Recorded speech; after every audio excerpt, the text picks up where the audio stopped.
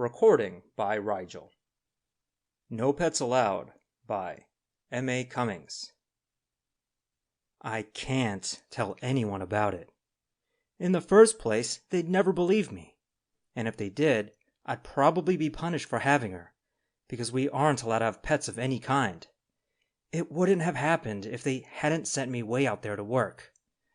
But you see, there are so many things I can't do. I remember the day the chief of vocation took me before the council. "I've tried 'em on a dozen things," he reported. People always talk about me as if I can't understand what they mean, but I'm really not that dumb. "There doesn't seem to be a thing he can do," the chief went on. "Actually, his intelligence seems to be no greater than that which we believe our ancestors had, back in the 20th century. "As bad as that?"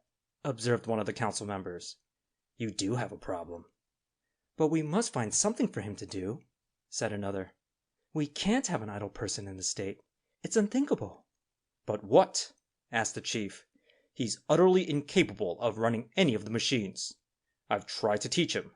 The only things he can do are already being done much better by robots." There was a long silence, broken at last by one little old council member. "I have it!" he cried. "The very thing! We'll make him guard of the treasure." "But there's no need of a guard. No one will touch the treasure without permission. We haven't had a dishonest person in the state for more than 3,000 years. "That's it exactly. There aren't any dishonest people, so there won't be anything for him to do. But we will have solved the problem of his idleness." "It might be a solution," said the chief. "At least, a temporary one. I suppose we will have to find something else later on, but this will give us time to look for something." So I became guard of the treasure, with a badge, and nothing to do, unless you count watching the key. The gates were kept locked, just as they were in the old days, but the large key hung beside them. Of course, no one wanted to bother carrying it around. It was too heavy. The only ones who ever used it, anyway, were members of the council. As the man said, we haven't had a dishonest person in the state for thousands of years. Even I know that much. Of course, this left me with lots of time on my hands. That's how I happened to get her in the first place. I'd always wanted one, but pets were forbidden. Busy people didn't have time for them. So I knew I was breaking the law, but I figured that no one would ever find out. First, I fixed a place for her and made a brush screen so that she couldn't be seen by anyone coming to the gates. Then, one night, I sneaked into the forest and got her.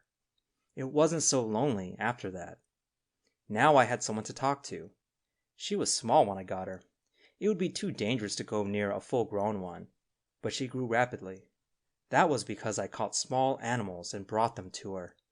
Not having to depend on what she could catch, she grew almost twice as fast as usual, and was so sleek and pretty. Really, she was a pet to be proud of. I don't know how I could have stood the 4 months there alone if I hadn't her to talk to. I don't think she really understood me, but I pretended she did, and that helped. Every 3 or 4 weeks, 3 of the council members came to take a part of the treasure, or to add to it. Always 3 of them. That's why I was so surprised one day to see one man coming by himself. It was Graham, the little old member who had recommended that I be given this job. I was happy to see him, and we talked for a while, mostly about my work and how I liked it. I almost told him about my pet, but I didn't, because he might be angry at me for breaking the law.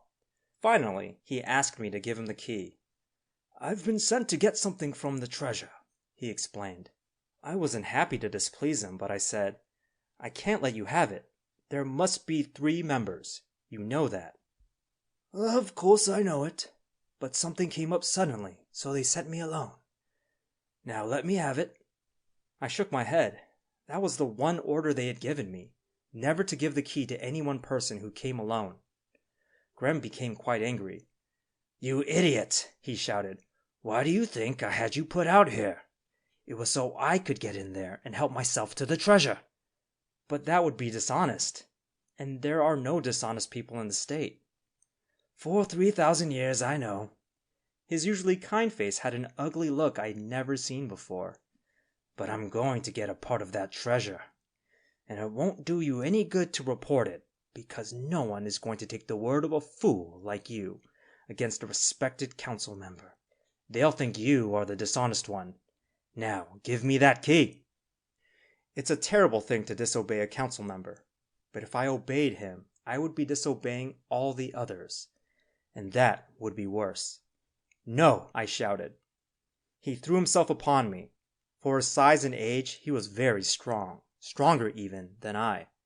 I fought as hard as I could, but I knew I wouldn't be able to keep him away from the key for very long, and if he took the treasure, I would be blamed. The council would have to think a new punishment for dishonesty. Whatever it was, it would be terrible indeed. He drew back and rushed at me. Just as he hit me, my foot caught upon a root and I fell. His rush carried him past me, and he crashed through the brush screen beside the path. I heard him scream twice, then there was silence. I was bruised all over, but I managed to pull myself up and take away what was left of the screen. There was no sign of Grem, but my beautiful pet was waving her pearl green feelers as she always did in thanks for a good meal. That's why I can't tell anyone what happened. No one would believe that Grem would be dishonest. And I can't prove it because she ate the proof. Even if I did tell them, no one is going to believe that a flycatcher plant, even a big one like mine, would actually be able to eat a man. So they think that Grem disappeared. And I'm still out here with her. She's grown so much larger now, and more beautiful than ever. But I hope she hasn't developed a taste for human flesh. Lately, when she stretches out her feelers, it seems that she's trying to reach me. End of No Pets Allowed by M.A. Cummings.